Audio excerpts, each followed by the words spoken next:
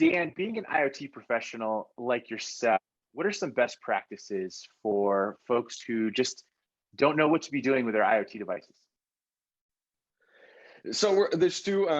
That's a great question, and there's two avenues to go at it. So there's two kinds of people we need to work with on this one. So as developers, is vendors that actually make these things, and that's a whole conversation we have with these people. Some of them are particularly interested in how they secure those devices, and they invest a lot of their resources to make those sure those things are completely solid. Some don't have the resources. Some are startups and stuff, and they go out there, they look, they see this platform they can just reuse and put it on, and then they use it, be it hardware and software, and they'll put it on there, and they'll figure, they'll learn later that it's something that somebody coded poorly or something, and there's like a huge vulnerability in it, and they're importing that into whatever million devices they sell, and then you're in trouble because you're going to have to go back and fix everything and hopefully nobody's got affected. But when it comes to like people like you and I, we're home, trying to make sure that things are good. It's good to know the stats. 70% of IoT traffic last year was malicious traffic. It was compromised devices that were, talking to one shape and form of a botnet or something, right? The most offender, the biggest offenders are network attached storage devices, the NASs, and the printers, right? So when you have those on, might as well, especially like, it's just crazy. The NASs are where you keep a lot of your private stuff. Maybe you keep your taxes, you keep business company information, whatever. And then those are easily compromised. Do you really want to keep those online and connected to the internet? Do you really need to? So I definitely recommend against using those and using a cloud service, which is more secure.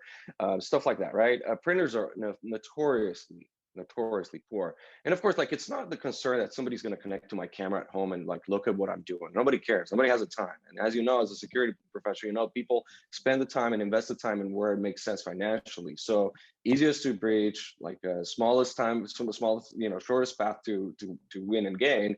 And that's usually stuff like, hey, I'm gonna automate this process. I'm going to look for all these devices that I can enumerate online, that I can attack using this vector, connect to them, get all this data and stuff you can harvest off of, like an easily compromisable, smart plug, for example, right? You can get the Wi-Fi network that and the password that's stored into it that's being used at your home, and maybe you're using your Gmail account to do this. And hey, I can probably get that too, and I can get a bunch of other information. So I'll start from there to harvest information to hit you somewhere else, and then you're going to have to talk to Chase or whatever, and ask them to close some of your accounts and recoup some of that money they stole.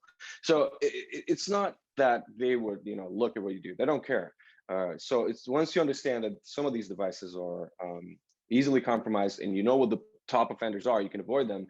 And of course, there's solutions you can use, obviously. I'm not in the business of pitching anything, but since we're building one of these things and it sits in a bunch of homes, like, you can go out there and buy the latest Netgear that has Bitdefender armor on them, and that all these IoT devices are protected against like a bunch of these breaches. Like, you would connect this device to first and foremost, you find out you have 25, 26 devices connected to your home, and you think you got 10 or 9, right? So that's the first surprise. Oh, I had these. Oh, I didn't know. So then that's a whole different discovery. And then you connect these, and then you see them, and you get reports. Hey, this has vulnerabilities. You should sure you still want to use it. Blah blah blah. So there's ways to mitigate, and they're pretty simple. It's just being informed. And I think once you get to this point, the definitely the footprint, it's definitely lower. So yeah, there's and stay up to date, obviously, because there's always changes. So, yeah, pretty much.